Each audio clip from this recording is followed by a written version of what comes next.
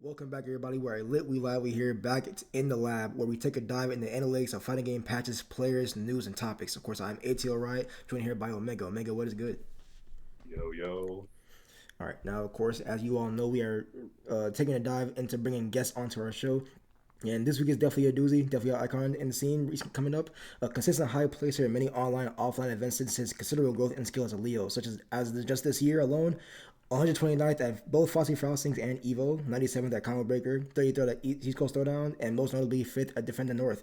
Founder and co-owner of one of the biggest staple orgs of the Guilty Gear Strive scene, compiled with numerous talented producers, artists, and players, being Newhead, which is also the home of some of the biggest online tournaments titled Gorilla Gambit, peaking at 131 attendees just for Strive alone, as well as being a welcoming community for other franchises such as Straight Fighter 6, Granblue Fantasy vs. Rising, and 2XKO. Representing New York, Valore. How's it going? What's the word?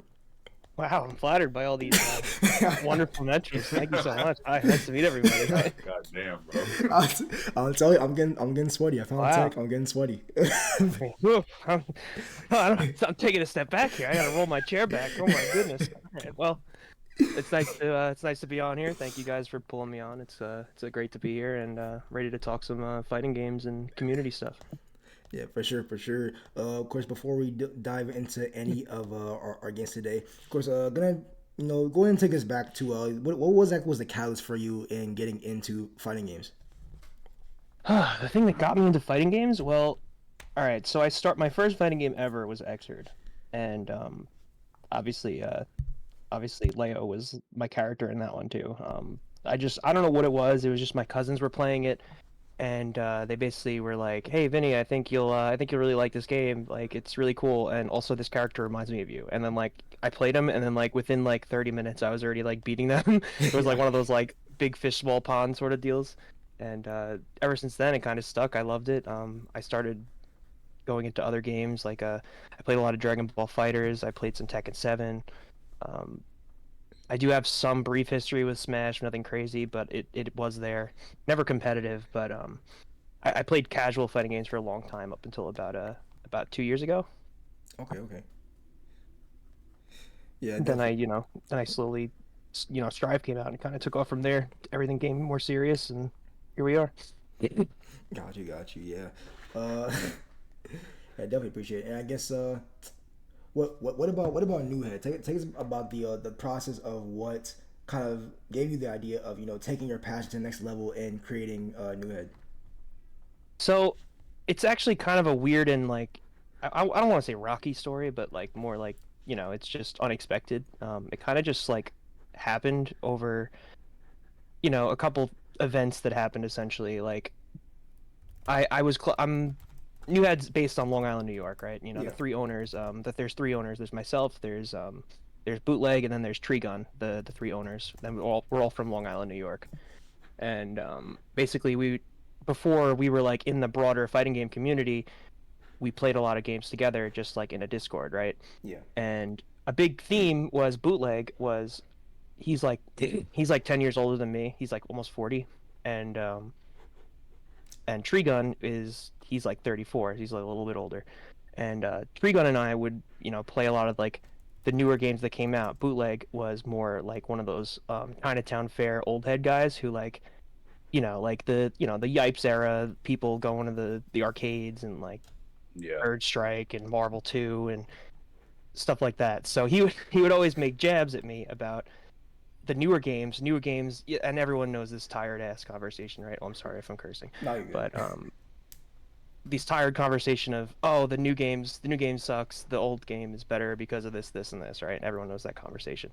Basically, that would happen all the time, right? He would hate on like he would hate on all the newer games that would come out, and we would like them or whatever. And like eventually, Strive came out, and Bootleg played Guilty Gear since the first one, and he was like he knew everything about it. He played Axel actually from like the first game. And he would always joke about it, saying like, he was an old head and we were the new heads, right? Yeah. So that's kind of where it came in. Eventually, we got annoyed. We're just like, dude, all he's doing is hating on this game. We just want to play. So like, we made another Discord. That was like one of the regular Discord group chats, and we called it New Head Fighting Game Players. Eventually, like 10 was too much. So I mean, it wasn't enough. So we made it like an actual Discord, and that was what became New at FGC. And it was a private Discord at the time, and we would just invite people, whoever we felt like, and then we would just play games, right? And at the time, bootleg wasn't like a part of that; it was like our secret little hidey hole, right? So, I mean, we're still friends, of course. It wasn't anything like super serious. It was just like Right. like that inner friend group, kind of turmoil, right? So, yeah. So eventually, I started dragging Trigun to locals, and like we started going to New York City, and we started meeting people, inviting people to the New Head Discord just as a place. Hey, let's play games here. Like we met each other, right? We just wanted to like keep in touch or whatever. And eventually, people kept inviting friends of friends and friends, and then we said, hey, let's do an event. Like, there's a lot of people talking in here. It's like became like a little community. We said, you know what, let's just run an in-house event, and that was Guerrilla Gambit 1. And then it had like 16 people in it, right? Yeah. Our first event, which is actually pretty good for a first tournament. And we just said, hey, screw it, let's make it a monthly. And this was before we were an org, right? Yeah. I remember those We were days, just yeah. yeah, right? Like you were one of the first people in there. And yeah, we would just run events like in-house. It would be like almost like, I don't know if anyone's familiar with the Yuri cord. It was essentially like that, but like I remember Yuri cord.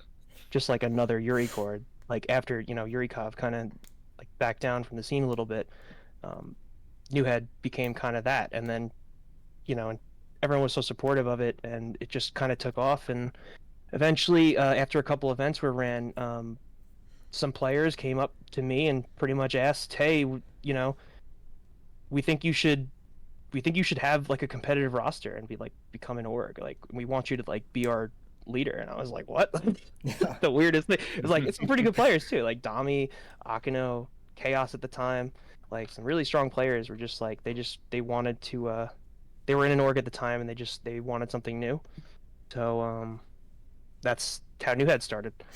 And yeah, ever since then, ever since March 2023, we've been coasting at it. We've had over 20 monthly events for Strive for various prizes. We've taken on some other games. We just took on Tekken. We took on a 2XKO bracket, which we're going to bring back whenever that game comes out.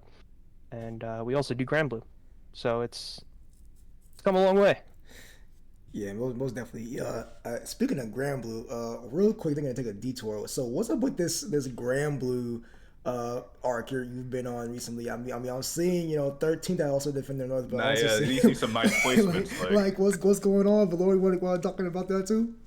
Oh, okay. For some reason, okay. So I played like when Granblue came out, I was actually super into it, and I was like going hard. I played Belial, of course, right? Yeah.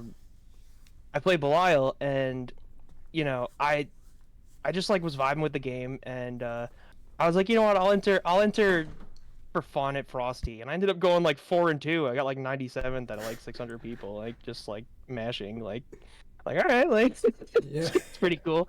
And then I don't know. Eventually, I just kind of been anything I've entered for that game was for fun, and then basically I don't know. I never stuck to it because I was like really annoyed on like the offense in that game and like opening people up. Playing Leo, it'd be like you have a 18 frame overhead. It's so easy to open people up, and then you go to Belial. It's like Yeah.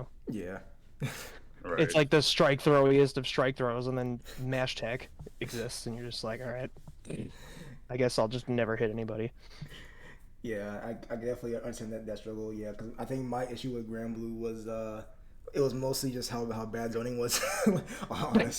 Honestly, like it just wasn't fun. I was just like, you know what? I just kind of get annoyed. I think if I probably committed and actually picked the character, because that was the other issue that I was having, I maybe could have at least been competent. But I mean, I kind of just went to greener pastures, which was You want to know one of the main reasons I picked up Belial? what.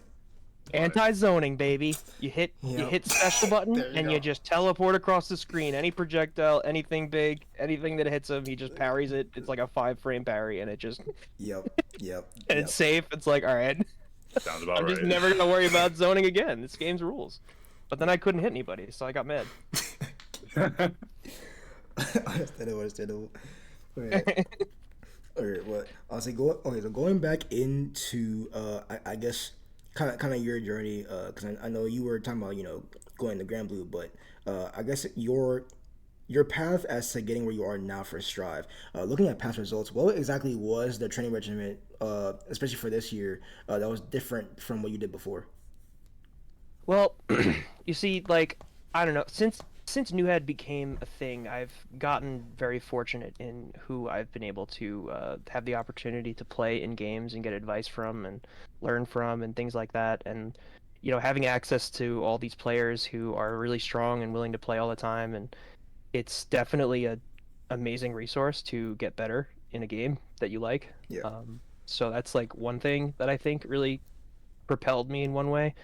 But as far as like, a training regimen go, it just eventually, for the first like 2 or 3 years of the game, like, yeah, like I wanted to get better, but like I never took it as seriously as I probably should have. And what that ended up being was, I ended up actually watching match footage and doing all the things that people said, like eating your broccoli, some say, whatever, like eat your veggies, which is like watching footage, learning matchups, looking at round starts, labbing, like things like this, like, you know, I can be doing more than I'm doing currently, but like, it definitely helped what I did do help propel me to a higher level, I feel like.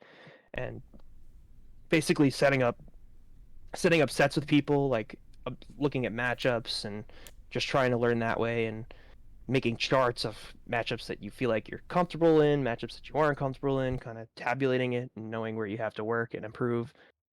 It just it all adds up over time, and here we are.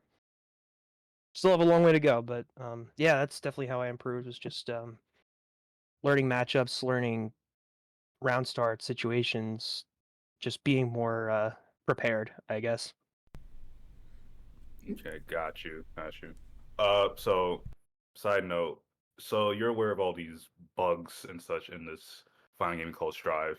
Have they Yeah. affected how you've approach certain matchups, or like do you just like wait till they patch it out? Well, I'll tell you right now, in season 4 launch patch, Leo just straight up couldn't special cancel a Backturn, so that really frustrated me. And then, people were, what I thought was really funny is people were saying, "Oh, Leo doesn't even use the special cancels," and then he gets his special cancels back in the patch, and everyone's complaining about Leo. So it's like, all right, Just maybe he back to did, business. maybe he used the special cancels. you know? I don't know. Maybe he had setups that led to meaty backturn. I mean, led to meaty cross up attacks that would let you combo on hit and be plus on block. It's like, I don't know. Shit's kind of good, but yeah. Anyway, as far as other glitches go, nothing crazy really affects me. As far as, I mean, the RAM glitch was awful, but thankfully that's gone. Um, Nothing else really is like breaking the game for me though. No. And I Do don't even think you anything really changes my approach. have you interacted with the wall glitch, the unstick? The unstick it hasn't happened to me yet, so Okay. I don't know. And Leo doesn't have anything that we know of that can do it himself, so it's kind of just, Okay. if it happens to me, whatever, I'll just flash kick them, and if it doesn't happen to Okay. me, then you know. Wait, But I don't think I'm even aware about this wall sig glitch. I think. What was that one? so there's like, So yeah, go ahead. Since yeah, you're so there's like this like glitch that like I think Jacko and a couple other characters have, where you can kind of just like, if the character sticks to the wall, they can use, I think, what is it, 5D that Jacko has, there it'll just like knock off, or no, what is yeah. it, 6H or something, it'll just knock It's them off the wall. like a recall into like 5P or 2H or something like that, where you literally unstick the person from the wall and keep them in a combo. What in the Yeah, world? But it's like wall splat, like it's like wall slump, except you pull them off the wall when they're already on it, yeah, Damn, that's kind of insane. and it's not like when they're grounded. It's like when they're like in the air or whatever too, and you can just like pull them off. yeah. That's I just great. find it hilarious because people are like, "Oh my god, new tech!" It's like this is getting patched out like in a couple weeks. So what's the point? I'm not Where, laughing this. where, yeah. Yeah, it was kind of like that. I think the worst glitch was that FD. What was it? It was that one glitch that was what was it? It was PRC OS. Remember that? Where like Yeah, it would automatically like OS your reversals. Yeah. That was like, oh. that I think was the worst glitch for the game, but thankfully they were very quick about patching that one out. That one was like, oh my god.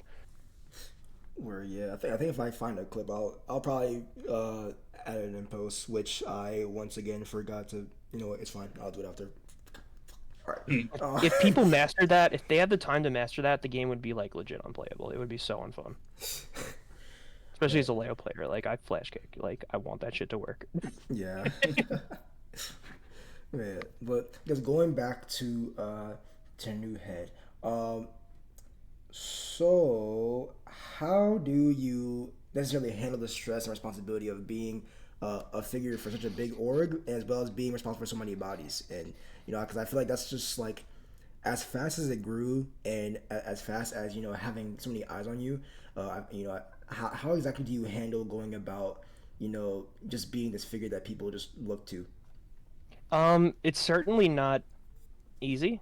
I'll admit it. It's not like yeah, this is the easiest thing in the world. Like like having people with expectations of you is definitely something new that I'm still even getting used to now. But it's essentially it's I just love everybody in the group that are in it, and that's the whole thing that keeps me going. Is just like honestly, it's just like the passion and the love that keeps me going. Is like you know, seeing payoffs of, you know, we helped even just recently we helped design go to he's our friend Chappy Chaos player, and we helped him get over to a an offline event that just happened this last weekend, and he got second and won a prize pool from that.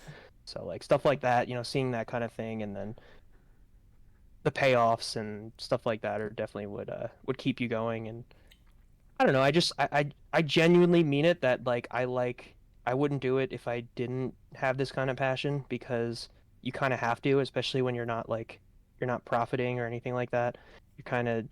You're doing this all out of love and all for the game essentially. So really, it's just you kind of have to make make the most out of it yourself. And yeah, there are expectations and people do look towards you, but it's a good and a bad thing. I would say it's a double-edged sword. It's great to be recognized by people when you go to events and see people and they recognize you and they say hi and they thank you or whatever. And it's just such an honor to even have people say anything. It's like it is just a hobby, and it's Yeah. like amazing that people get so much enjoyment and I guess content out of that. It's I'm happy to do it, and I will keep doing it until I'm sick of it. Yeah, that makes it. I really appreciate you mentioned you have to have the passion for it, right? And I think that's kind of one aspect for a lot of people, whether they're players, commentators, or even other team or owners like yourself. You can kind of just see the difference in someone that has it and actually cares. Versus someone that obviously not even just necessarily doesn't, but they just don't have the same amount, right? And it's funny. I think They're we're gonna. just, You they're just said, doing it to do it. yeah, Yeah. like yeah, which is funny because I think later on in today's episode we're gonna be talking about something that kind of alludes to that, but but it's fine. Um, yeah, I guess taking another steps in the direction. So damn, I lost it. Hold on. Oh, so okay. So I guess last portion of the new head category. I guess what future or goal do you want for new head as well as yourself? Now, if we're gonna talk super, super duper far future, what have I thought about? Well, it's always been a huge goal of mine to eventually translate into the offline world and do offline things eventually. Like if there's some way that eventually we can pull together funds and staff and resources and all these things and put together an offline event, I feel like that would be the magnum opus of what we would be trying to do. Is because something I'd really admire is I really admire what TNS does, and Tong especially. I'm that dude's my idol. Like he's just very professional. He's amazing at what he provides so much for the community, and it's all out of love and passion. And he's made it a career for himself, you know, and I feel like that's if I could be half the man that Tong is, then I think I did well, you know. Yeah, yeah, very valid. Yeah, I feel like, Um, and honestly, you know, if you need staff or commentary, I'm right there. Go and let me know. hell yeah, I know that, man. You'd be one of the first people I call for sure. Yeah. All right, and as well as So, oh, you can go ahead. You go ahead. all right. So I have a quick question. So you mentioned that you cherish building this community you have going on right now. Do Hmm. you view New as more of like a community org or a competitive org? Because like I don't know, like It's it kind doesn't of seem. Go ahead. good question. It it's kind of both. I mean, I feel like it's kind of both. Well, the thing is, it started as kind of like a, yeah, you just slap a tag in front of your name, you know, and as long as like the owners are okay with it, then we're okay with it, and everything's cool, you know. You could That's kind of how it started, but eventually, you know, we started opening up departments, and it's a good question because yeah, there's so many avenues that it's now, I believe it's an org now because there's an art department, there's a TO department, there is a competitive department. We have a board of directors with about 5 people on it. Um, we have content creators that are streamers that all collaborate together. Um, I think at that point it's an org because we run events, we have competitive players that we sponsor. Um, we can't sponsor everybody, and we can't, you know, it's still grassroots in that way. All right, But yeah, it's definitely, I'm sorry, I'm blanking here, but it's it's all good. a lot of departments, and I think as far as is it a community or an org, it's definitely, it started as a community and then developed into an org, I think. I mean, it's an LLC now, you know, it's a business that we have on the books That's now. dope. So thank you. Yeah, so I think I think it's an org, and I think because of the departments and all that stuff, it makes it more serious than other groups that you would find in the FGC. All right, well then I want to focus on that competitive nature real quick, because since your head, the org, What's up? um, if s- if someone wasn't pulling their weight on the roster, what would you guys do? Would you like be on the minds of, oh, they need to get cut, or we need to elevate them up to that level? I mean, it depends on our arrangement with the specific player. Okay.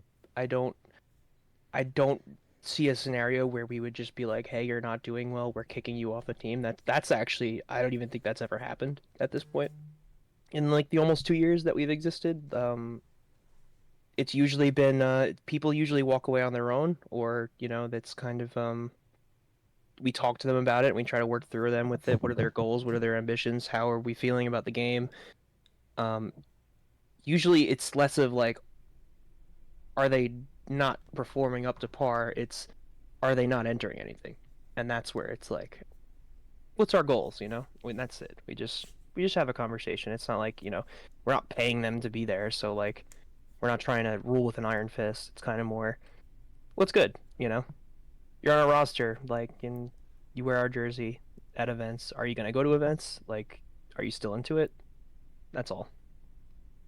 A lot of the times, people will step down and then just remain like in the org to help out with other things. Like, for example, Uber Cheesecake is a he's a Ladiva player, Granblue, and he was a competitive player for us. But he had stepped down from the competitive position so that he can help TO and other things like that. So you know, we run into situations like that sometimes, and that was he came to us, and we didn't even come to him about it. He had some stuff come up in life, and he said, "Hey, listen, I don't want to compete as much anymore, but I still love New Ed.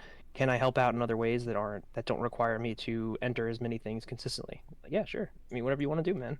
And then that's kind of where we go. Um, if that's a long-winded way to answer your question, but it kind of depends is the answer in Hey short. man, I love the answer. I love the answer. So, Great. Yeah, I can definitely yeah relate. I know I think at some point last year, like or right after Texas Showdown, I think I went to my sponsor and it was just like because obviously this is around the time where it's kind of I was kind of just over competing against Drive. It was just like actually annoying, and it's just like I personally felt like not only do I don't feel comfortable getting to getting the requirements for what the owners were kind of like asking for, because I knew I wasn't gonna like I know I just didn't really care to compete that much anymore. But it was also just like I just don't feel like I can really bring that. But I know obviously I can commentate, right? And that's kind of where we eventually started having the was it media production team that basically now is I don't even know who's on it. I think it's just me. I think it's me. It's me and I think Rose. But we're slowly but surely gonna grow that. So I think that's kind of the only reason why it was even made in the first place was for people like me who I know I wasn't able to bring what they wanted, and I knew I was at a spot in the game where I kind of just didn't even want to. But I had passion elsewhere, where I know I can at least do this for the team and get more eyes. So I can definitely feel for that, and I definitely appreciate the versatility as well that you brought. Because again, I know you said when you first started. Of course, I think I was there when it first started too. It was just Yeah, you were. yeah, it was just a community thing, right? But it obviously built in. Yeah, so I definitely appreciate because I feel like a lot of people who do have teams or whatever, they don't do both, right? And I think that's I don't want to say easy way, but that's at least a surefire way to get more eyes, get more people, because you have a whole community thing where people can interact and even meet the players, right? Or the competitive side where it's the same thing. You have a lot of players that travel and get on streams or do videos to get more eyes. So yeah, I think that mindset is definitely gonna go far. So definitely appreciate it. Yeah, more heads. I mean, pun intended, I guess. Like people like in the actual group allows more cross pollination. If that makes sense. Like there's a lot of opportunities. We have members in all different sorts of areas. We have Canadian members. We have a member from Mexico. We have people from France. Oh my God, if I'm gonna list all the countries, I'm gonna go crazy. But we have all over, like all the place, South America, Chile. Damn. Yeah, like just crazy. Like it's like there's a lot all over the place. But mostly U.S. based, and then obviously, like I said, the ownership is all based out of New York. Yep, my fault, Mr. Worldwide. Okay, well. I wasn't trying to brag. But... It's all good. But yeah, now on to the personal thing. Now, of course, we talked about your ideal future or goal for New Head, but what about for yourself? Obviously, you have grown in skill tremendously over the past year. Do you see yourself going forward? Do you kind of just want to just do what you can whenever you can, and then just wherever you go in your skill, you just go? That's kind of the end all approach, but I do feel like competitively I can push myself a little further. Obviously, things come up when you work full time, you run an org and stuff like that. So the OSs are always there, but also like I do think I do feel like I'm on the cusp of turning a page into being like a player that people actually fear in bracket. So I'm hoping that I can at least get there, and if I can push further into actually doing super well at a major, I would feel really good about it. And by well, I don't mean top 8. I mean like top 48 or top 24, something like that. I feel like at one of those bigger majors, I feel like is a goal for me to have. And I like being competent so that I can play anybody and not feel like I'm just like getting smoked and making their time miserable. Yeah, that's fine. You know what I mean? Yeah, I know. I definitely know what you mean. Yeah. Just competent is like my goal at the end of the day. But wherever we go is where we go. Obviously, the org is priority. It's like, bro, why does everybody have such a wholesome answer, and then it's just me, just like, bro, I like being a fucking sweat, like, like. Because you're a fucking sweat. I don't know. This guy, bro. Why, bro? I guess. All right, now transitioning to, I know we talked about bugs earlier and how this. Oh wait. Before we switch, Yeah, go ahead. I gotta say, that fucking 10v10 during the early days, bro, rigged. Wait, are you talking about the one when every happy chaos every happy chaos and their mother pulled up, bro? That was rigged. Oh, Yeah, I know which one you're talking about, dude. We don't talk That about was that fun. The draft? Yeah. Is that the Yes. draft? Yeah. Yeah. The draft. I think that Oh was the my draft. God, yeah. And then oh wait. We don't talk Well, about that. Envy drafted all the HCs, right? Yeah. I I think so, bro. wait, wasn't that I my think team? I I don't think the even, video is still on YouTube I don't even of the remember, actual. I think we have it on YouTube, but bro. I think I don't even remember. I thought was it me and Envy as both captains, and then I got the ACs. I think. Cause I remember, I think it was Omega and Zippy on the other team. We were still Blitz, and it's like, and then Zippy just pinged me on Twitter, just like, "This is the end of you." I was like, "Damn." I'm just trying to win, dog. I'm just trying to, I thought I posted it somewhere. I'm trying to find it. I don't think I see it.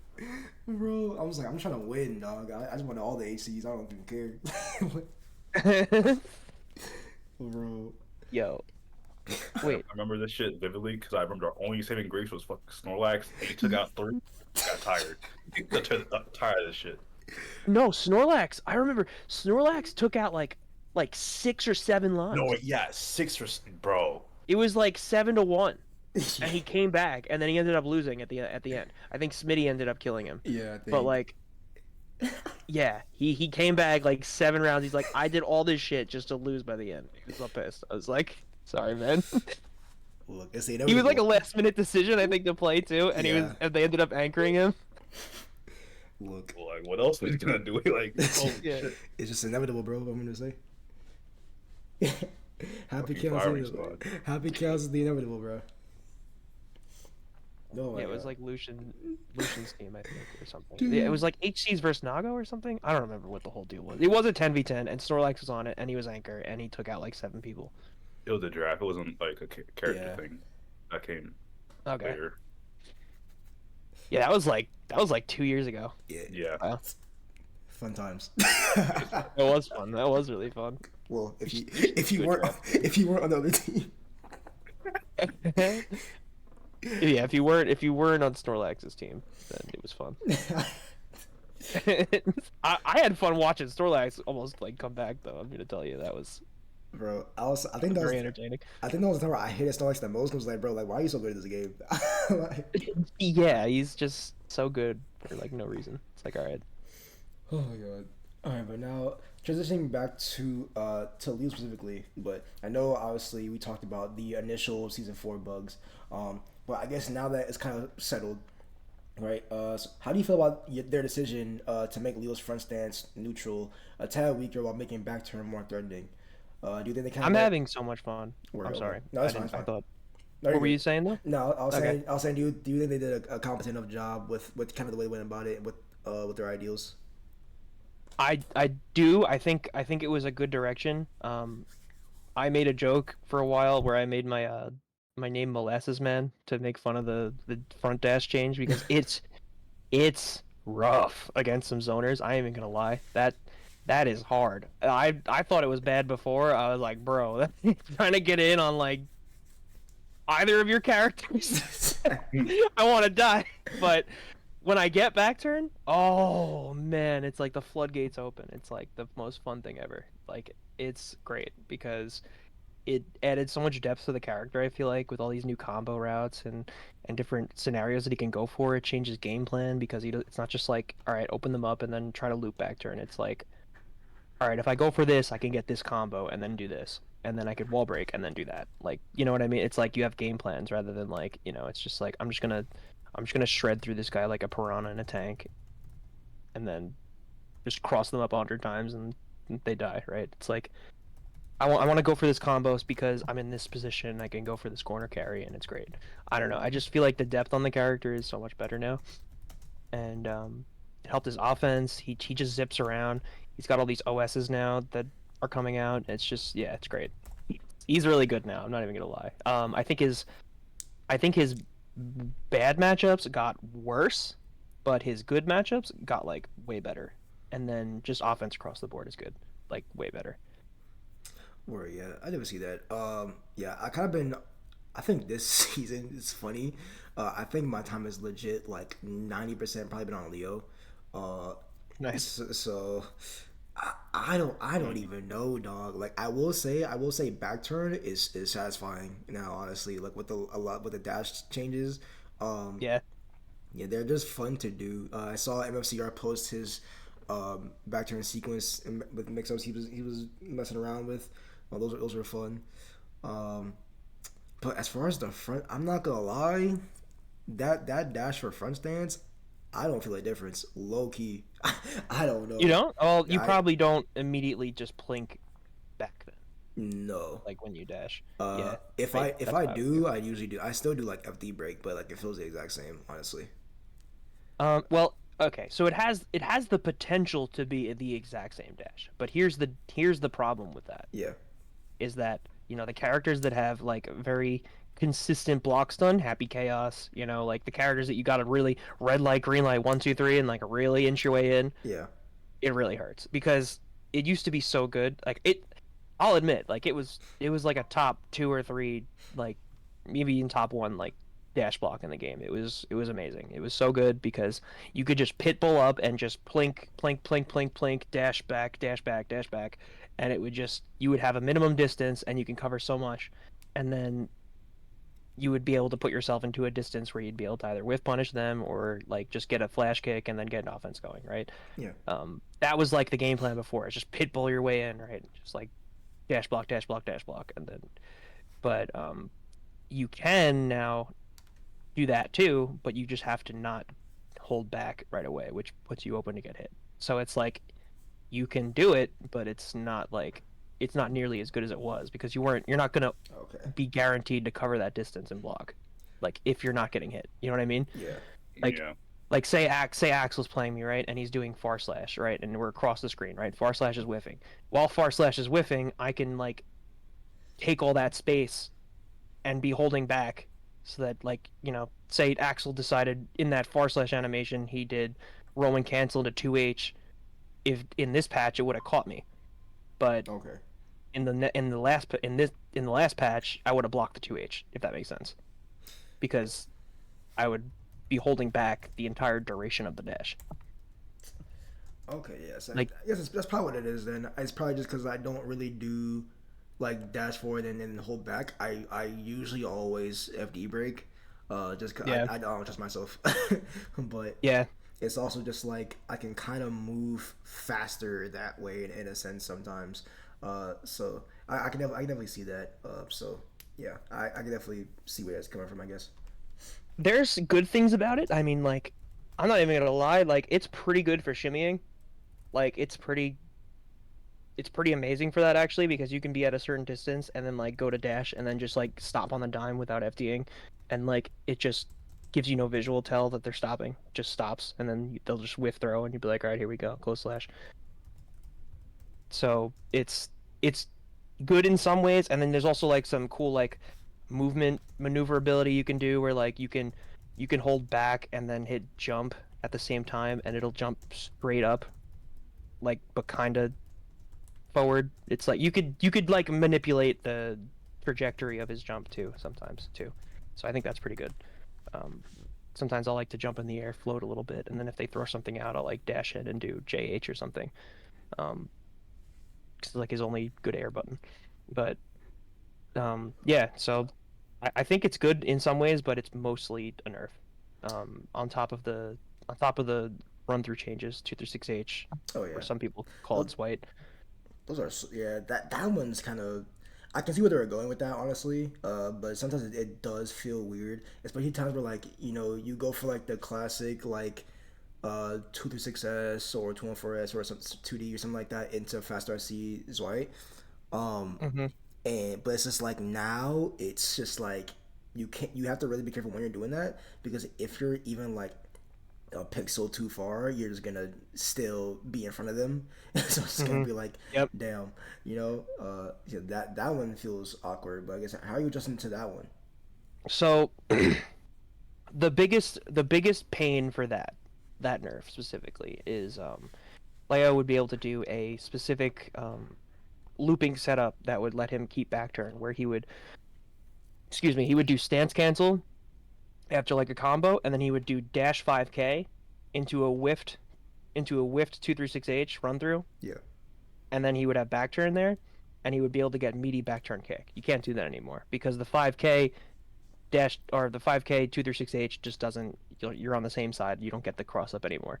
So that's like the biggest nerf out of that is like you don't get that looping setup anymore. But there's ways around it. And now he's getting such ridiculous corner carry now that it kind of offset it a little bit in that way. Um, he's just like instead of looping back turn like mid screen, you're just like ending in the guard crush move where they tumble into the corner and then you dash into them with back turn. They're just it's almost like a worse position for them to be in. So it's almost like better because there's ways to route into corner carry instead of dealing with the looping Oki. I did like it, and there's workarounds to it, but they're kind of hard, and there's kind of like some execution to that. So like it's kind of risky to go for sometimes, and they're not even the same setups as they were before. So it's like there's some workarounds, but mainly it's just using the corner carry he has now because it's so good. Yeah, that's for sure. Yeah. All right, now I guess for our last talking point of the night, I guess there's even more controversy for the big boss Bandai. I guess Sparking Zero has had another conundrum with this exploit. For those listening who don't know, I guess I was told it is just Android 19 and Zero mostly. But I guess you can pretty much get a hit, beating the lead, and then just start flying up and down.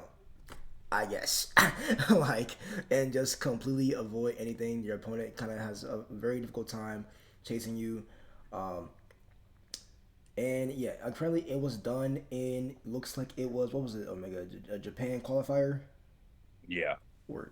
Um, so it was done in Japan qualifier, and I guess for another tournament, was it, I'm seeing a comment saying they DQ'd France for doing the same thing, DQ'd this guy. So I guess it was a France tournament. That they kind So okay, I got you. I got of, you. go ahead. What was it? 2 weeks ago, week and a half ago. Yeah. Spark Zero had their qualifier for a little like world tour or whatever that gonna end in the battle hour. And in the France final, both players chose androids 19 and 20, which is Dr. Jiro, and they kept doing the exploit where you just go up and down, just refilling your key over and over again. Basically, just a time scam. And from I remember correctly, one of the organizers actually went to one of the players and told him to switch off because it was breaking TOS or whatever. And they said that if they switch off, they would lose. Fortunately, they switched off begrudgingly, whatever. Uh, 3 days later, they get DQ'd from the whole thing by Bandai. And then fast forward to last week, different person in a qualifier in Japan does the same exploit. TOs disregard it for whatever reason and tell the person playing the Android player to keep playing. And there's a whole uproar now because, like, damn, you disqualified these guys for playing the androids, but you're not gonna you gotta turn a blind eye to this. So that's where we are today with this. I'll probably have either the link or just having the clips play up on the screen. But for people who aren't listening or aren't watching, yeah. So I guess Nikito, who's I guess you said was a ranked player typically in the game. Yeah, rank player, content creator Word, for yeah. Dragon Ball. Words, yeah. They were playing, yeah. Went to Discord, typed "It's over. I lost the exploits," and then I guess one of the admins just straight up said, "Thanks for participating." Right? So Nikito responds saying, "You just get to ignore," and then another admin just responds to that saying, "No, we got the results. Appreciate you, fam." So it's just like, I know earlier we had the discussion of it's kind of obvious with some people they don't share the same human decency or passion that they have or that other people have that I feel like that's going to be the number one thing when you're doing stuff like this. But I guess Valore as a TO, assuming skim over the clip, or if not, then we just kind of talk about it. But as a TO, how did you feel about the kind of the way this was handled? So I think if you'd allowed anything in the beginning of the tournament, you have to follow through to it to the end. You can't go back on your word, and you can't I mean, that just takes integrity out of the event to me. Is if you're wish-washy on the rules, then you know that's like the foundation of the entire event. You gotta. I mean, what are you even doing then if you're not holding to standards that you set in the beginning? And if you messed up, then you got to run through it, and then you got to deal with the mistake, and then the next time you got to deal with it. Yeah. If there was a situation where it was corny or whatever, and then the TOs didn't want you to do it because it was corny, then that sucks. You didn't think of that before the event started, and now they've gotten so far, and they've done this exploit so many times. You got to just let them do it. It is what it is, you know. Yeah. Yeah. So that's my opinion. I mean, look at like Tekken 7, right? I mean, Leroy came out, right? Remember that Evo where there was like 6 Leroys in the top 8? Oh my god, yes. Imagine the TOs were like, no, you just can't play Leroy. No, you can't do that. That's crazy. That's crazy. You can't do that. Yeah. I'm just thinking of like a scenario, like if it's like, I don't know, Arc Revo qualifiers, and it's like SQ and I don't know, another ramp, like another Zondo back on ramp for some reason. Right. And they both get DQ because they're doing the fucking sword glitch. That was a bug. But then next week you fight a player in pools playing RAM and do the same shit. So it's in that perspective, it's just ridiculous. Yeah, if you let the event start with RAM in it, then you gotta let the event finish with RAM in it, or you gotta ban RAM, or you gotta let it play. That's just it. Yeah. If you're gonna not like something, you gotta ban it from the beginning. You can't just let it run, and then tailor whatever matchups you want to see during the event while it's happening. Like that, nobody wants to be jerked around like that. Yeah, and I think the thing is too. There's a few angles that you can kind of look at this from, both of course the competitive integrity side as well as the um, TO side, I guess. But most because like, yeah, for sure. Like for the individual tournament itself, right? Um, like what Valor said, if you start with a character or the exploit being able to be done, uh, it has to be finished that way, right? And then you can essentially next tournament, look at it again, essentially, right? I think that's kind of what happened with because you don't want to have that retrospective thing happen where I forgot what tournament it was, but I think it was like a local regional something for MK, and there was I can't remember the characters like Sindel. It was some bug that was borderline game breaking. I want to say it was Sindel. I can't remember. But they pretty much the TO just straight up banned it like mid grands or something like that, like mid set, and of course everybody's just like, oh my god, what's going on, but it's like I guess for them they just didn't know, but it's like I think you should in that situation just let it go, and then for the next time you host, that's when you address it, right? Same thing here. I don't know if the exploit was done before the point where they told him to get off the character or whatever. But I think it should. It was being done. It was being done enough. Yes. So yeah, then in that case, it's just weird to let it go for so long and then like have them switch and the last set of the tournament. That's whack. You should have got it from the get go, right? Or since it's y'all's game, so, and this is not new information. We've been seeing this in TNS and other tournaments as well. Like this is not a new exploit that dropped last week, bro. Like this is your game. You know what's going on, right? And if you actually care, then you would have peeped it before and banned it outright, not just in grants. Right? I'm gonna say this one thing about Sparking Zero as a whole, yeah. which relates to this as well. We need to stop treating this game as a super competitive game that needs to be shown on in a tournament scale. Because it's just the way this game is designed, it's not built for tournaments. There's like what 130 some characters, and they're all like not balanced. But they've said themselves, it's not balanced at all. It's like meant to be like the show. Yeah, it's like exactly. It's like Goku versus Hercule. We'll go like Goku versus Hercule. Well, actually, maybe it won't. I don't know. Maybe there's some like Hercule like exploit or something, but that's how it's supposed to be anyway. Nah, bro, Hercule players got tech. I've seen it. but you know what I mean. Like, Yeah, tower yeah, scaling is a thing in the show. Like, yeah. For there's sure. that whole mode. There's that whole mode, right? What is it called? Dragon points, something like that. Yeah, Where you have like, the points for ranked, where it shows like the character strength. yeah. That's So it's like, yeah, like that. It's literally built into the game from the ranked mode.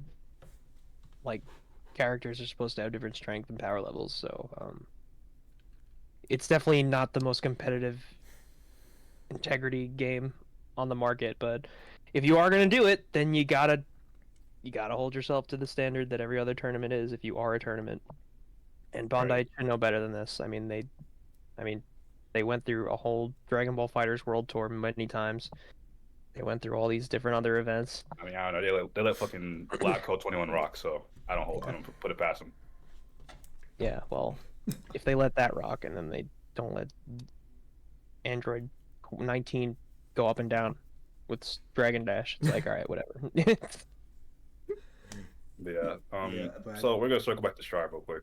What you gonna say, right? no, I was gonna also bring up some other points as well as the so yeah, I think my other issue is, you know, I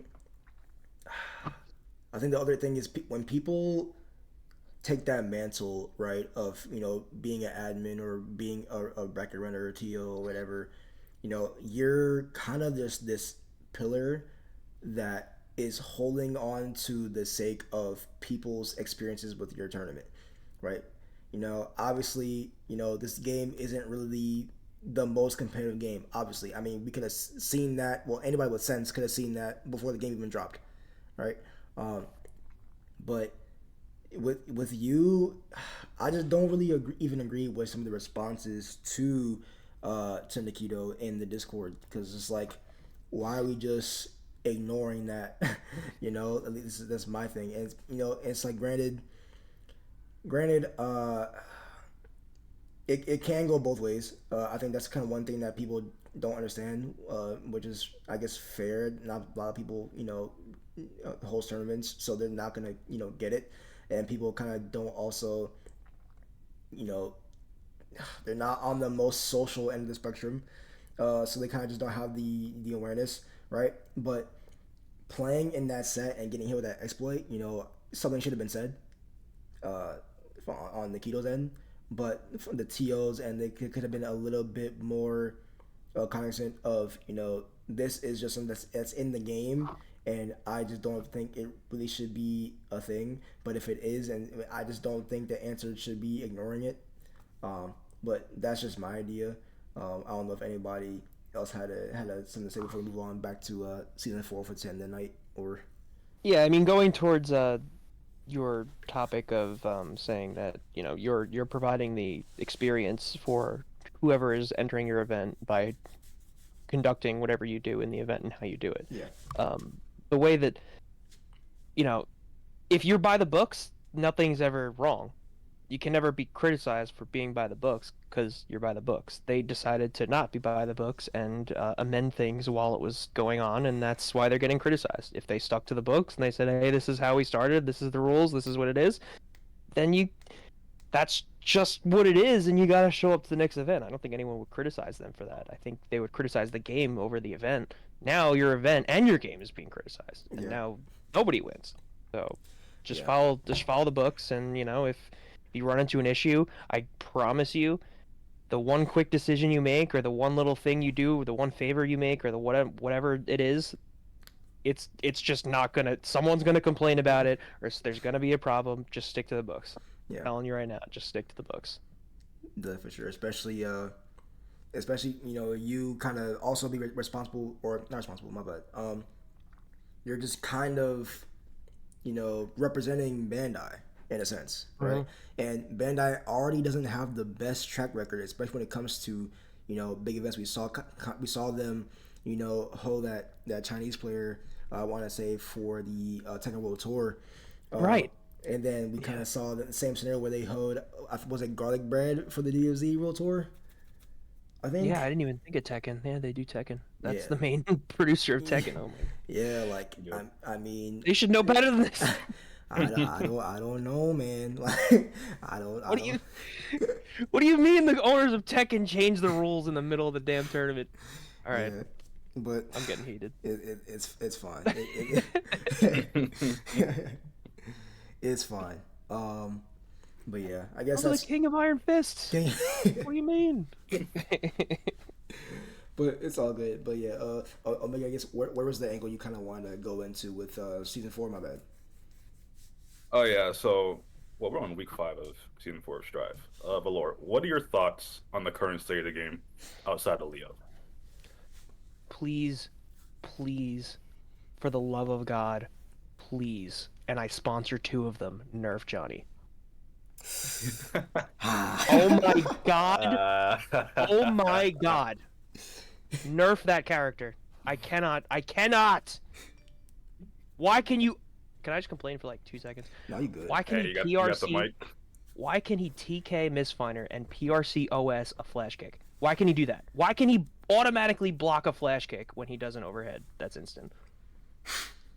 With meter. And then if I block it, he just RCs and does it again. Like, God damn it. Why is that character like this? But anyway, I am enjoying this season. The season's great. I think it's fun. Contrary to what people think, I think a lot of people are complaining. I don't see the I don't see as much of the issue. Maybe it's because I play a good character, but there are issues. There's issues with every patch, but I think what they did to shake up the game, I like it a lot. I think what they did to damage, and the fact that they made it so, and people are saying it isn't this way, but I do think it is this way. And they said that they wanted to make it so that meaningful hits still did a lot of damage, but you had to like route into it, and then like smaller hits did less damage. I think that's true. So I like that about it. I mean, yeah, you still have the characters that just delete you in one hit, like Gold Lewis, and there are glaring issues. But I think how we felt about the launch of season 4 is better than how we felt about the launch of season 2 and how we felt about season 3 launch, because I just think like there were much more. I mean, granted, if you don't count the RAM glitches and stuff like that, or the glitches or anything like that, the glitches are a problem, like without a doubt. Like that's a huge issue that we need to address, and like they're not testing the game, and there's like a conversation to be had with that. But as far as like balance and like how the competitive integrity of the game goes, in season 2 you had Happy Chaos and Nago running around being the craziest characters in the game. And then in 3 launch, you had White Wild Assault and all the Wild Assaults being introduced and all that blowing up and stuff, and characters also getting nerfed and buffed at the same time. So I think when you think about that, and then you look at season 4, and you look at like the depth that a lot of characters got, like I mean, speaking from Leo's perspective, I think the depth of the character is insane now. Um, I don't like what they did to Potemkin. I don't like what they did to Soul Bad Guy, even though they kind of like toned him down, which I think is good. But overall, I think what they did to the game is positive, and I think it can be by the end of the season we can be in in like a really good spot. But that's up to Arcsys. I'm choosing to be hopeful. We'll see where that Man, takes me. man, man. What, I'm y'all like, don't like positivity? Hell no. look, it's Arcsys. I don't. Ever since I had pick out to the game, I was like, I mean, I know. Hell no. I get it, but like, I don't know. I think I'm having fun. How about that? I'm having fun this season. I like the game. I just like Guilty Gear Strive. I like Leo Whitefang. It will be very hard for me not to like that. So, That's So, fair. focusing on I'm- that, do you think we're in more of a power meta in terms of characters? yeah, I think before season 4 started, the King was high health, high damage. I think season 4 is high health, high damage. But I think there are opportunities for other characters to break into the meta that aren't specifically in that mold. Like I think, contrary to popular belief, I think characters like Chip and stuff can be really good, but they're just gonna take time. I mean, you're already seeing Marvell tear it up with the new tightrope stuff, and there's just so much more to explore. I know he's a lot harder now, But stuff like that, I think there are opportunities. I mean, you're even seeing Milia players go crazy, and Oh my they god. they don't think their character can function. So like, I think there's room for characters that aren't in that mold to do well. But I think that's definitely the king right now is high health, high damage. But then you got Ram, who's just doing high damage and can just hold you down anywhere on the screen, which is a problem. But I don't like Gold Lewis and Ram and Johnny. But I don't like those three characters. Those are like the biggest problems I have. And I just have a specific problem with how Blue Eater they made Potemkin. Other than that, I'm chilling. Nah, I don't. I need to fight against Pot more, but I don't like what they did. That character should have kept his Karos, in my opinion. He used to be so like refined and cultured and like you knew like a pop player who was good was like, damn, they know what they're doing because they're doing Right. crazy shit, right? Now it's like I can't even run basic strike throw on this motherfucker. Sorry, because you can bleep me. Sorry about that. Nah, we keep I it can't in. even run strike throw on this dude because I freaking jab once and he's churning the butter like and he just armored pot busters me anything I do after that. They can't even gatling on this guy. Freaking any gap is just he just pot busters you. I have clips of Andros from EMEA and I look at his block defense and it's insane. He blocks and then like any like after the hit's done, he's like doing a circle, doing a circle, doing a circle, doing a circle. Like and and then as soon as you have that one gap, he just hits you with pot buster that's armored. And it's like that's so lame. And the pushback for Garuda, I'm not a fan of. I can't clash cancel flash kick with Garuda anymore, which is more of a Leo problem, but like still it's like annoying that I can't do that anymore because it's projectile. You can't even FD it out really anymore, which is annoying. You gotta like fuzzy jump it or like backdash it if you're mid screen or whatever. I don't know. Pot's a problem right now. I don't know where he stands on the tier list, but good God, they made him for glue sniffing idiots. Oh man. I guess any opinions on from your take, Omega? Again, I need to fight him more. I just meant like season I 4. see. I do see what you're saying, Valore. And if more pots can do what Andros is doing, bro, oh my god, I might lose it. It's even if you're doing half of what Andros is doing, it is a problem. Even if you're just like, all right, I feel like this next string you have is gonna have a gap. I'm gonna pot buster here instead of just doing it at every single possible gap that like would be possible, right? Even if you just, I mean, you just gotta do it 2 times and then you win the round. Like Yeah. that's crazy, you know? So you gotta like meaty the hell out of him and back off, or just that's it. Like you just die. So I don't like what they did. I don't like Mega. I've never liked Mega Fist on defense, and it's still the same. It's still the most ignorant move ever. Um, yeah, I think Pot's really good, but and I don't like with how easy they made him because now he's everywhere, and he's super easy. And I know the people that are beating me with him are like not nearly as refined as they were like a month ago. Because a month ago, it wasn't every pot who would Kara from across the screen and hit you with Pot Buster, but now it goes across the screen just without doing anything. So it's like just makes me sad. I thought the character was very deep and complex, and they gave him Hammerfall break with armor on it, like an extra armor on it. So now he has like 2 armor phases in Hammerfall break. It's like why? Slidehead does damage now, so like it's like the best skip out move in the game now. I feel like. I mean, it's got counter hit recovery now, but also like I don't know, it's still really freaking good now that move. And he kind of just the pot game plan is kind of just whiff normals until you hit somebody, then you hit them right. You get a counter hit with your gigantic 5H into a into Hammerfall, and now you're in Garuda position, and then you just murder them. So it's crazy. White Wild Assault, gigantic guy. It's like you have no excuses to not get in anymore. Oh, yeah, And I forgot. he just hits you once and you die. He got blue now. That's insane. You got blue. Oh, right. Right. You got blue now. I keep forgetting he has that because they never use it. You're right. It is blue now, and it's even more screwed up too because he just does blue into Garuda, and you're just like, all right, well, I guess I'll die. I feel like they have so much shit that they don't realize that they can just like use. That's just fucked up. Like that. Oh my god, he's a menace, and he hits you one time, one flash kick bait, I'm dead, I lose. Because the DP punish with Potemkin is like absurd. It's like Yeah. 80%. He has one bar, and baits a DP. They just go next round. Yeah, It's crazy. thankfully, like the 2 pots I played when I was on Leo did not know that.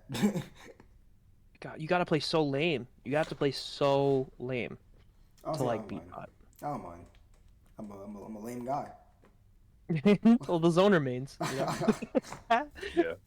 Yeah. But yeah, like I don't know. It's keep losing to him now in bracket. It's like, who even were you a month ago? Completely different character, bro. Nah, like he's just such a different character now. It's like what, like you're not the same anymore, man. You're like I can't. Why can't I clash cancel Garuda anymore, dude? I don't know. Can you hear my dogs? I'm sorry. A little bit, but it's fine. Oh, yeah. It's fine. It's completely fine. All right, but yeah, Potemkin's broken.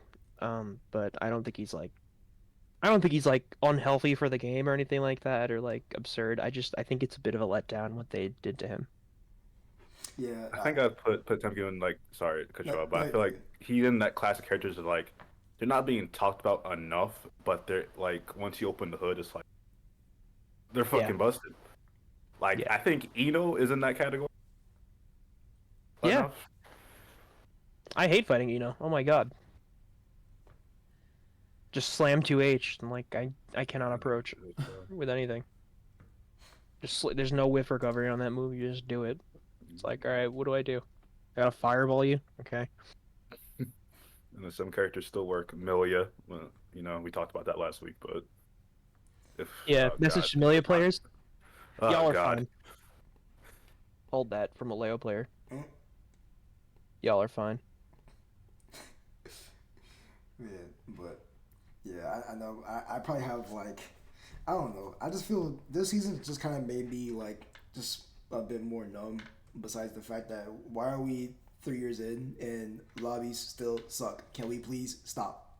Like, I'm not gonna lie, just stop Yeah. dropping patches. Stop, just stop, stop. Low key, I think the bad lobbies made the Guilty Gear community what it is, though. I don't even know. Low key, I think it brought people together in a way that you couldn't have if you were like a Street Fighter rank system where like nobody talks. I mean, I can see that. I mean, in a way I can see it. It It's a push little people tinfoil together. hat, but I could kind of see it. It push people together, but at the same time, it's still shit. A lot of people. yeah. I mean, no, you definitely want a game that works. I'm not saying that. I'm just saying like, you know, I think there are positives to that. Yeah. So, which you take what you can get. Yeah.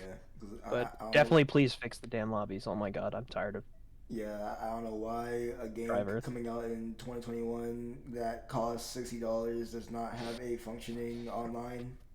with 4 season passes Yeah, at this like, point. like what are we doing? It's- Like at this point, just drop a season pass with a better online. I would pay a DLC for better online. I would I- like pay money for it. I wouldn't.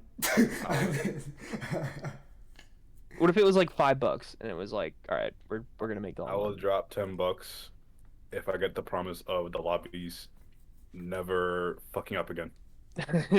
I feel like that would be like more dangerous for them to do than like not because now like they have to do it right and if they don't then they're just gonna If I don't, I want a refund. I mean, bro, it's just the day and age we're in right now. Like, I just feel like these things should be like not an issue, especially not as consistent as it is, because every single patch since launch it gets worse. And then I think this is the longest. Well, actually, this is one of the longest times that we have, went through having such treacherous lobbies. I think it's this one, and then I want to say it's the Winter Patch season 2. I think like whenever like Hacker Man was like that was like a pretty long stretch too, but it's just crazy how frequent and how long sometimes we have to deal with this. And it's just like why are we in this right now? yeah it's I there's no excuse for the the lack of transparency they've had over the course.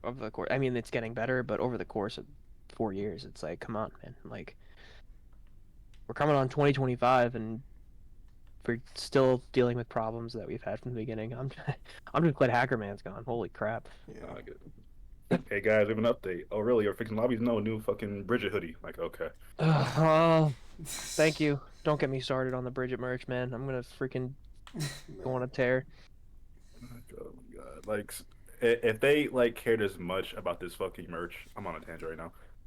There's just so much merch, but bro, fix the fucking game it's from. Like, oh my fucking god. Yeah. They're just gonna milk the cash cow that is bystanders who don't know anything about the game, but they think Bridget's cool, and that's it. Yep. But yeah, that's mainly my main gripe with season 4. I mean, I don't really care about, buffing Ram for the 18th time, buffing Gold Lewis for the 5th time, giving Axel absolutely nothing but one new combo that he's had since season 1. I don't, yeah. So, But you kind of get numb to it, don't you? yeah, I kind of like. Here's because going into this game, that was my biggest thing was like I was begging for Arcsys to not be on the same like, the typical Arcsys patch cycle, and then it didn't take long. it just didn't take long. But it's just the same thing every patch. Buff Ram, buff every top tier in the game. All low tiers and mid tiers are just like hit or miss. They just throw a dart. Axel, they give him one new combo, and then that doesn't matter. That you never do. And then some random change that nobody asked for, and then move on. So Right. And then we have insert X character here that they struggled doing their game plan, so we buffed this thing that they did not need help with at all. So at first it was Leo had trouble opening people up, so they buffed back.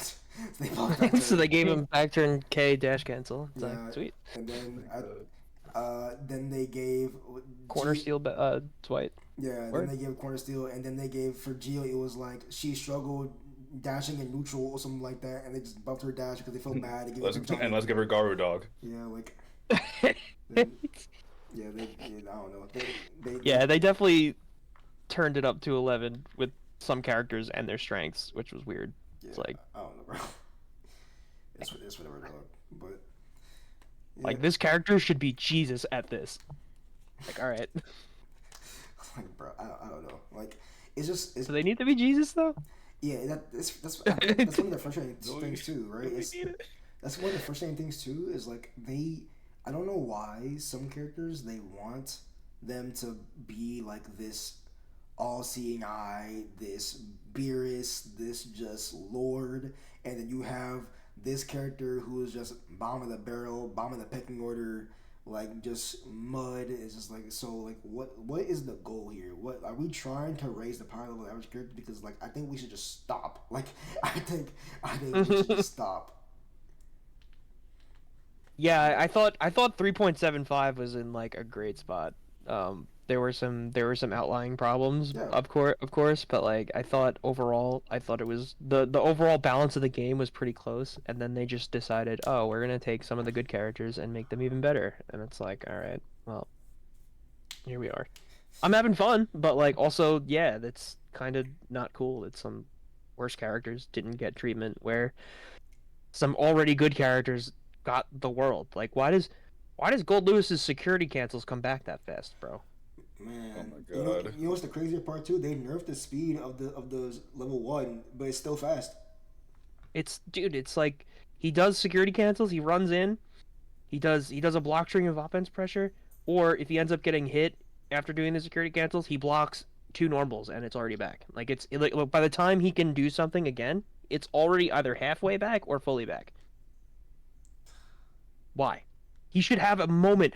Why is it that Sin Kisuke, which also is a very good and strong character right now, which we could talk about too, but why is it that his stamina takes so long to come back, and the Gold Lewis's security, which is stronger, comes quicker, in my opinion? I think security cancels are insane. I mean, that is insane. He could choose to either skip neutral with drone or laser or machine gun, which is even better now. It's like ridiculous now. Why can he why can he pull that out and then take it away before I can punish him? Anyway, um, yeah, I'm going on a tangent, but Goldlewis is broken, and I just think he needs to. I think security cancels are absurdly fast. They gotta be. I'm gonna also keep bringing this up until they like actually address this and not go lazy fucking patch. That fucking Skyfish patch needs to be addressed because there's no reason I get locked out of burst. Yeah, you know, we can't. We had a problem where people were bursting at the last second of Gatling gun, so now it was screwing up. It was screwing up the wall transition. So let's just make it so you cannot burst at the end of it. What? So you're just gonna? It's just gonna defy system mechanics, so that you could solve a hole that you were too lazy to figure out before the Like a release goal the was patch. not top one for that. Top one for that. Like That's. I mean, it's kind of crazy. Mechanic. Like, why? Why? It's just. It's like a hit grab now. Now it's like heat knuckle, where it's like you just can't burst it. It's like a hit grab. Like why? I don't know. I guess there are other things in the game like that, like heat knuckle, but also like That has a range special. Like heat knuckle having it's a problem. Why can't you burst the shit? It's not a super. I guess they count it as like a throw or whatever, but it's like, I don't think I thought that was a lazy change. I really do. I thought that was really lazy. They didn't figure it out. Super lazy patch. I don't know. I think dev time it was like so constricted with 3v3 that it was a rush. That's my only like theory with that. We really needed the 3v3 mode and not, you know, replay takeover or like something that people would actually use. Oh my god, I would love please give me replay takeover. I'd be LeBron, dude.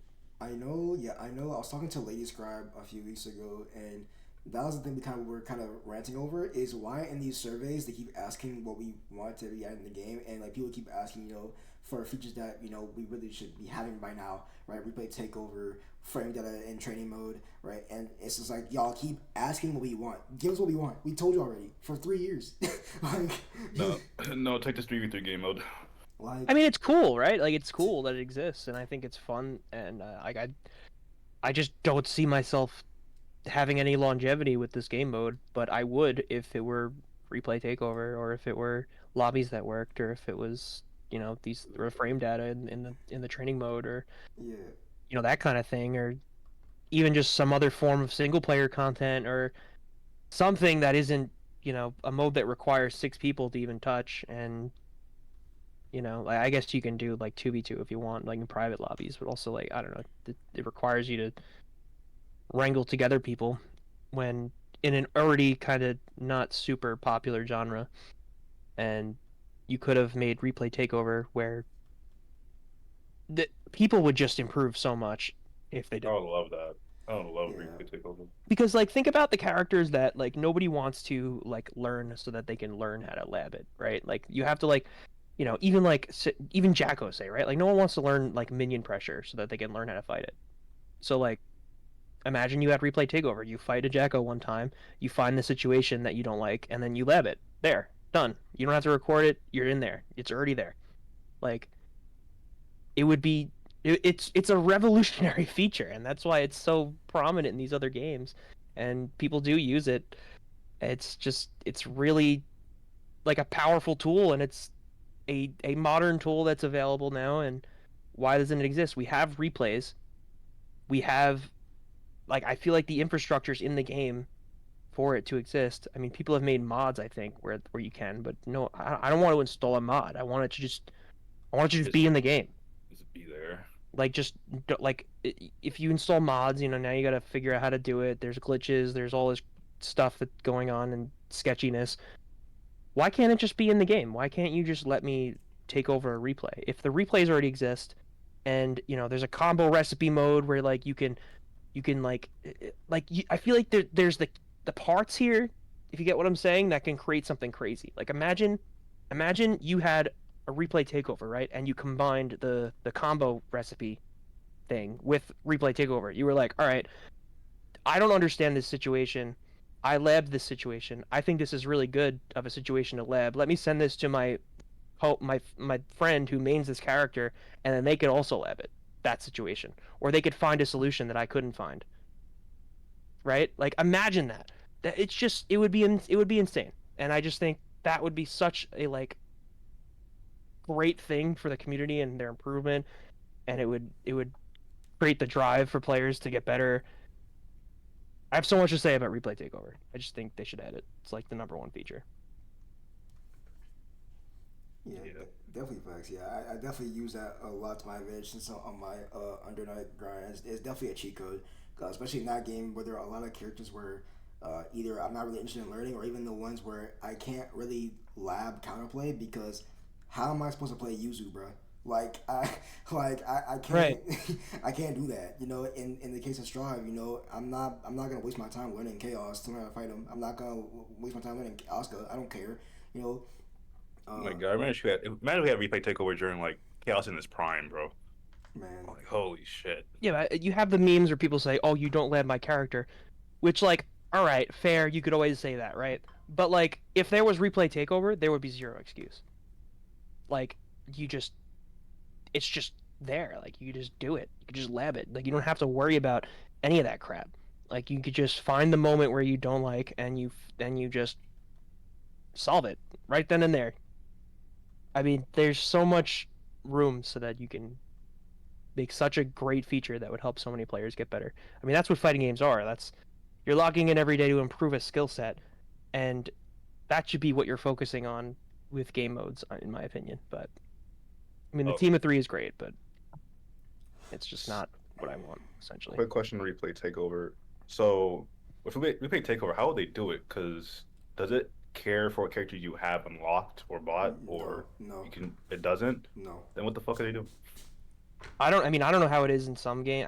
I think Tekken doesn't let you do it if it's a DLC character or something. I don't know what the Yeah, logistics are, but you know, I'm sure Riot could speak for how it is in Uni, but the way I actually, envision it is just, you know, you have a replay, and then there should be an option, click replay takeover, and then whatever it is, you pick the character that you play in that position, and then you yeah, play them. That's it. yeah. Actually, yeah. 'Cause I just peeked. I remember that I somehow got the season pass version, so I don't know if it's the same for Tekken in that case.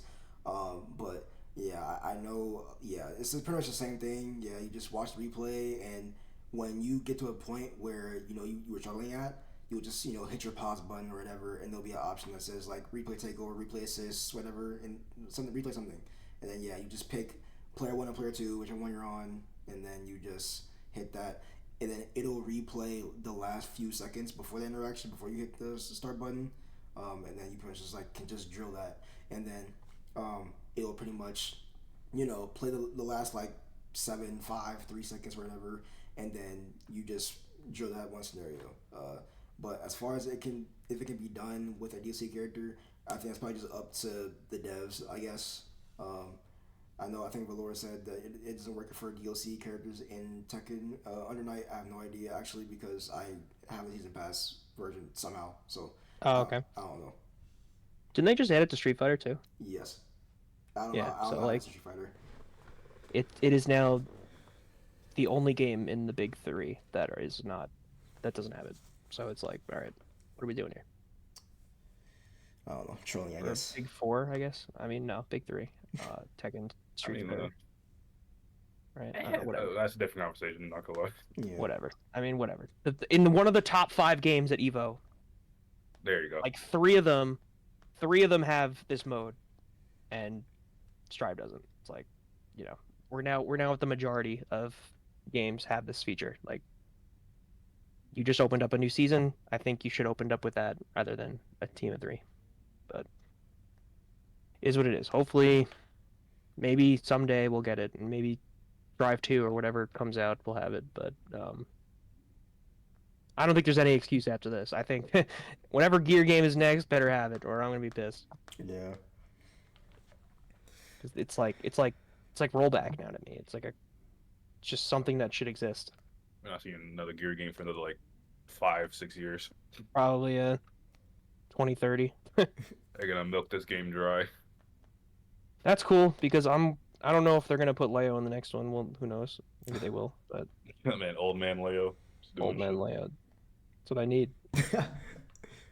You got gray hairs, swords got rust on them. I mean, just like me. I'm only 29. I ain't old. Contrary to what everyone says to me, everyone calls me old. I What are you mean, gonna do? the average sharp player is like 13 and a half. So Yeah, so what are you gonna do? I mean, if I went to Street Fighter, I'd be the youngest kid ever. Go play Tekken, everyone's like 40. man, but I guess with that, we have covered everything today. So thank you for tuning in for today's installment of In the Lab. Of course, I'm ATR Ride, joined by Omega and Valore. Do y'all have anything you wanted to have a parting words with?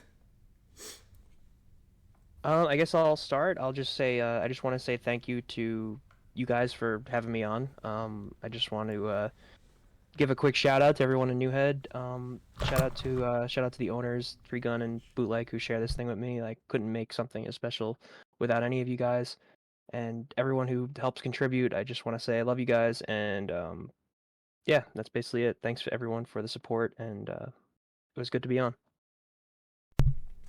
For sure, for sure. Omega, anything you want to leave off of? Yeah, fix the fucking game, Arcsys. Damn. Word. So Omega's gonna have like this thing now where he just ends the episode by saying some of the most heinous thing. That's alright. Oh wait, so is that gonna be the cut? I guess yeah. Nah.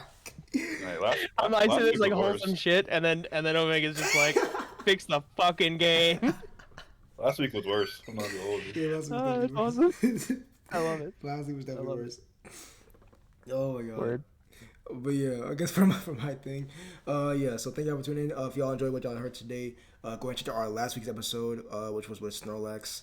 And go ahead to subscribe for anybody listening anywhere else. If I posted somewhere else, check us out at YouTube at In the Lab FGC. Once again, thank you to Valore for sharing the seat with us, as well as Omega for holding the fort as the duo. Think yeah, I'll catch y'all next week. And once again, make y'all check out all of our Twitters, will be in the description. And with that being said, we're gonna end it here. Keep on labbing. Peace out. Peace.